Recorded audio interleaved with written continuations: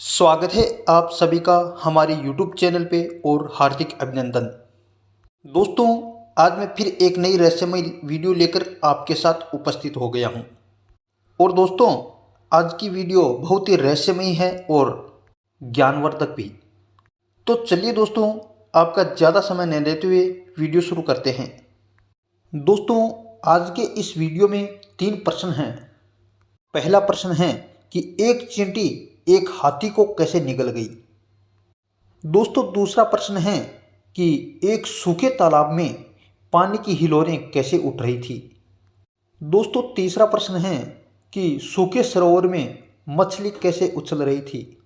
तो दोस्तों, एक समय की बात है कि जनकपुर नरेश महाराज जनक एक दिन शयन मुद्रा में यानी सो रहे थे।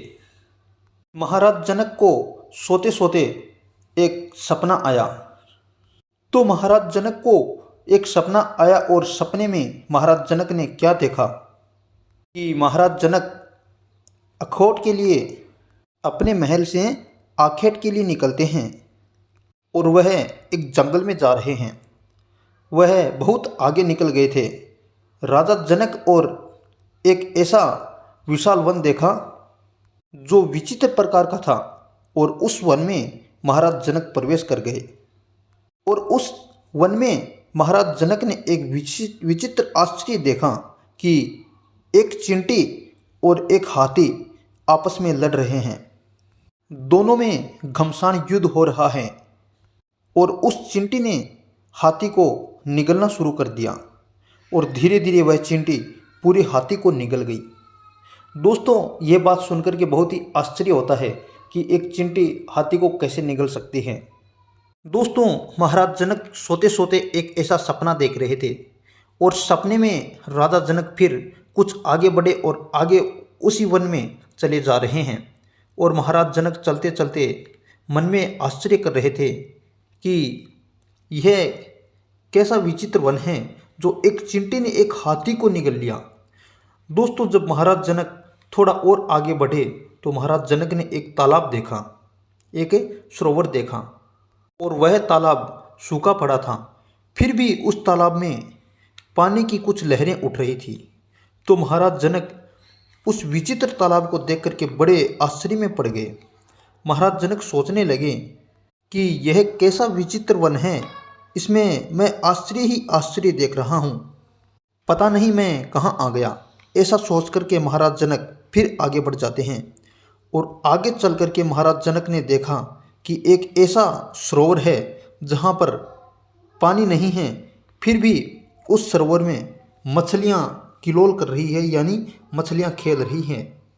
महाराज जनक ने देखा कि यह मछलियाँ सूखे तालाब में कैसे खेल रही है और महाराज जनक को बहुत आश्चर्य हुआ। महाराज जनक का आश्चर्य का ठिकाना नहीं रहा।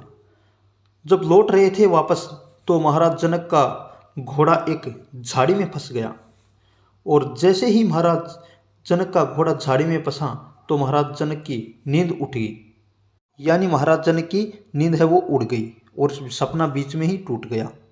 और महाराज मन में विचार करने लगे कि मैंने ये विचित्र सपना देखा है, परंतु इसका क्या अर्थ हुआ हो। तो दोस्तों, जब दूसरे दिन प्रातःकाल हुआ तो महाराज जनक ने अपने विद्वानों की एक सभा बुलाई।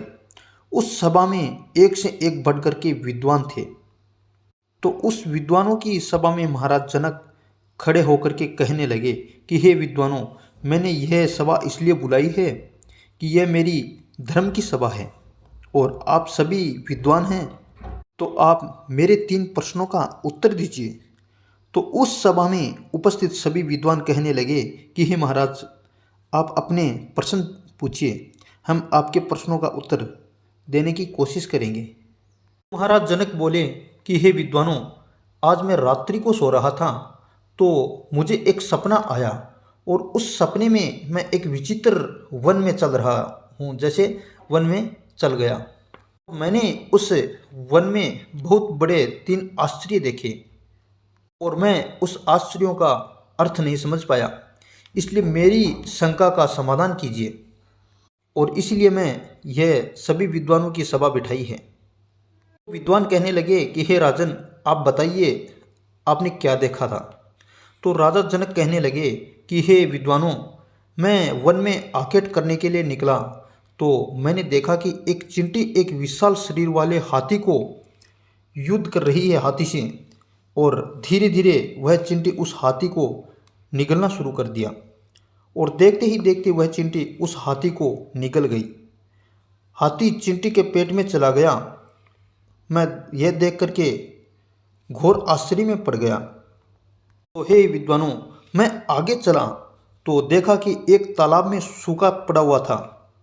एक तालाब था जो बिल्कुल सूखा हुआ था, और उस सूखे तालाब में जल की लहरें उठ रही थी। तो दोस्तों, यह भी एक आश्चर्य की बात है कि सूखे तालाब में पानी की लहरें कैसे उठ सकती हैं, लेकिन वो एक महाराज राजा जनक का सपना था। चलिए आगे चलते हैं। महाराज जनक कहते हैं कि मैंने उस तालाब में देखा कि पानी की लहरें उठ रही हैं, वह भी बड़ा आश्चर्य था। तो हे विद्वानों, मैं सपने में कुछ और आगे चला तो देखा कि एक ऐसा सुंदर सरोवर है जिसमें पानी नहीं था, और उस सरोवर में बहुत सारी मछलियाँ किलोल कर रही थी, यानी खेल रही थी, और उस सरोवर में पानी बिल्कुल नहीं था। तो महाराज जनक बोले, हे विद्वानों, आप मेरे इन शंकाओं का समाधान कीजिए और बताएं इसका क्या अर्थ है। तो दोस्तों, राजा जनक की उन सभा में कोई भी ऐसा विद्वान नहीं था कि जो इन प्रश्नों का उत्तर दे सके। पूरी सभा में सन्नाटा छा गया। विद्वान है वो अपनी गर्दन है वो नीची करके बैठ गए, कुछ भी जवाब नहीं दे पाए। दोस्तों, जब इन प्रश्नों का जवाब कोई भी नहीं दे सका तो महाराज जनक बड़े दुखी हो गए, और दुखी मन से महाराज जनक कहने लगे कि हे विद्वानों, मेरी यह धर्म सभा में बड़े बड़े विद्वान हैं, फिर भी मुझे बहुत ही दुख के साथ कहना पड़ रहा है कि मेरे इन 3 प्रश्नों का जवाब कोई भी विद्वान नहीं दे सका। तो फिर विद्वान होने का क्या मतलब हुआ? तो महाराज जनक की ऐसी बात सुनकर के सभी विद्वान नीची गर्दन करके बैठ गए। तभी उस सभा में विराजमान 8 स्थानों से मुड़े हुए एक ऋषि, जिनका नाम था अष्टवक्र, तो अष्टवक्र खड़े हो जाते हैं।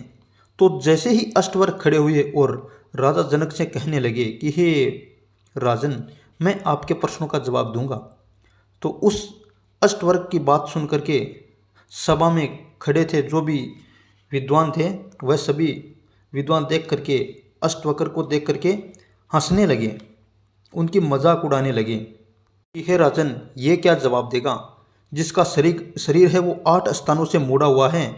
क्या विद्वान यह विद्वानों की अपेक्षा करेगा? यह स्वयं तो चल नहीं सकता। तो ऐसी बातें करके राजा जनक की सभा हंस रही थी। तो उसी समय अष्टवक्र कहने लगे कि हे महाराज जनक, मैं आपके प्रश्नों का जवाब तो दूंगा, लेकिन उससे पहले मैं आपकी विद्वानता के बारे में कुछ कहना चाहता हूँ। तो अष्टवक्र कहने लगे कि हे राजन, आपकी यह सभा विद्वानों की नहीं है, यह तो चरम की परख करने का जानते हैं। तो हे राजन, अब आप समझ सकते हैं आपकी सभा किसकी है। तो दोस्तों, राजा जनक अष्टावक्र की यह वाणी सुनकर के बड़े ही प्रभावित हुए और कहने लगे कि हे ऋषि श्रेष्ठ, मैं आपका स्वागत करता हूँ और आप मेरे प्रश्नों का समाधान करें। तो राजा जनक ने अष्टवक्र से कहे कि हे राजन, आपके पहले प्रश्न का जवाब सुनिए। वह ऋषि कहता है राजा से कि आपके पहले प्रश्न का जवाब सुनिए। आपने कहा था कि उस जंगल में एक चींटी है वो हाथी को निगल गई थी और हाथी से युद्ध कर रही थी।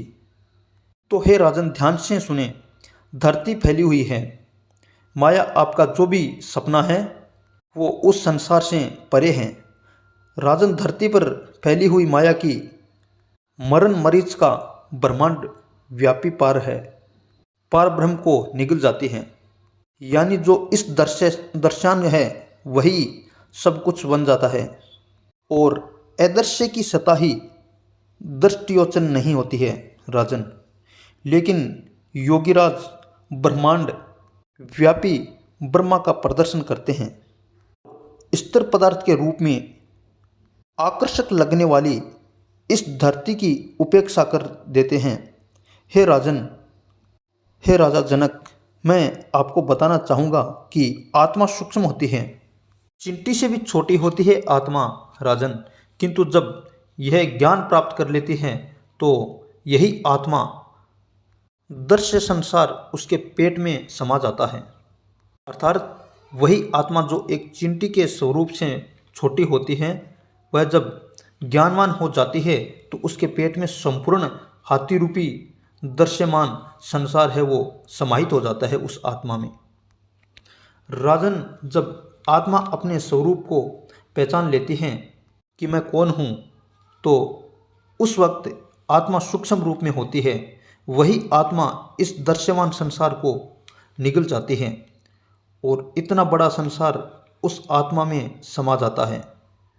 हे राजा जनक, आपने सपने में उस दृश्य को देखा था। आपने आत्मा रूपी चिंटी को इस संसार रूपी हाथी को निगलते हुए देखा था। आत्मा तेजपुंज होती है जो कि ईश्वर का अंश होती है राजा जनक, और वेद शास्त्रों में भी कहा गया है कि ईश्वर अंश जीव विनाशी, चेतन अनल, सहज सुपरासी। तो हे राजन, यह आपके पहले प्रश्न का जवाब है। राजा जनक ने जब अष्टावक्र के पहले प्रश्न का जवाब सुना तो राजा और राजा की विद्वानों की जो भी सभा थी, वह पूरी सभा विस्मित हो गई कि यह 8 जगह से मुड़ा हुआ व्यक्ति कितना ज्ञानवान है। और आगे अष्टवक्र कहने लगे कि हे राजन, अपने दूसरे प्रश्न का जवाब सुने। आपने कहा था कि एक जल में सूखी सरोवर है, उसमें जल नहीं है, फिर भी उस सरोवर में जल की लहरें उठ रही हैं। आपने यही पूछा था ना राजन? तो राजा जनक कहने लगे कि हाँ ऋषि श्रेष्ठ, मैंने यही प्रश्न पूछा था। तो अष्टवक्र कहने लगे कि हे राजन, ध्यान से सुनो, यह बात उन ढोंगी विद्वानों की ओर संकेत किया करती हैं जो विद्वान स्वयं कुछ नहीं जानते और स्वयं ज्ञानी रूप जल से वंचित नहीं हैं, सूखे हुए हैं, परंतु राजन वो दूसरे व्यक्ति को ज्ञान देने की कोशिश करते हैं, अपने आप को ज्ञानवान समझते हैं, जैसे कि आपकी सभा के सभी विद्वान अपने आप को समझ रहे हैं।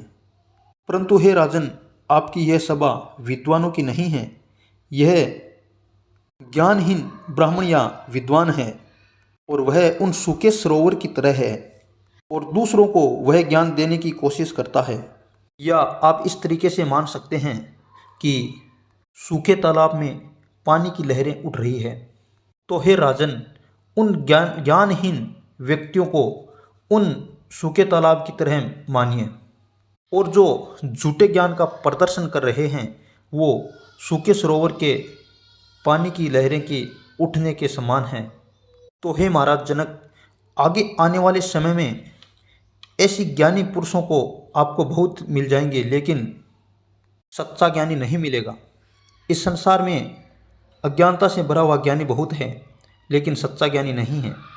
तो स्वयं कुछ नहीं जानते हैं, खुद में हजारों कमी है और वह दूसरों में एक एक कमी को खोजते रहते हैं।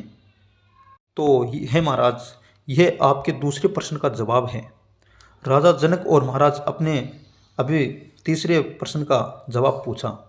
हे महाराज, आपका तीसरा प्रश्न था कि एक सरोवर में बिना पानी के मछली है वो किलोल कर रही थी, खेल रही थी। यानी एक ऐसा सरोवर था जिसमें रेत भरी थी, फिर भी उस रेतीली सरोवर में मछलियाँ ऐसे खेल रही थी जैसे पानी में खेल रही है। हे राजन, से सुनिए, मनुष्य का शरीर प्राप्त करने के बाद भी ऐसे व्यक्ति आपको मिल जाएंगे जो उच्च स्थिति में होने के बाद भी नीचे गिरते हैं, पाप और गंदे कर्मों को करते हैं। हे राजन, संसार का कोई अस्तित्व नहीं होता, जैसे तुम्हारे सपनों का कोई अस्तित्व नहीं था। तुम जैसे ही नींद से जागे तो तुम्हारा यह सपना भंग हो गया। हे महाराज जनक, संसार भ्रम जंजाल मात्र है। संसार में भ्रम बांध रखा है, केवल माया का संसार स्वप्नवत है। राजन, फिर भी अज्ञानवश मनुष्य को कामवासना की हिलोल उठती दिखाई पड़ती हैं। अर्थात ज्ञानहीन और ईश्वरहीन संसार में प्राणी को जैसे रेत में मछलियां खेलती है, वैसे ही यह मानव उस अज्ञान रूपी संसार में खेलता है।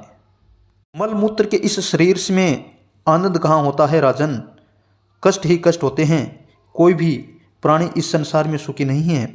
फिर भी मोह और माया के ग्रस्त मछली रूपी मानव मन इंद्रिय लालसाओं और कामनाओं और कामवासनाओं से काल्पनिक किलोल करता है।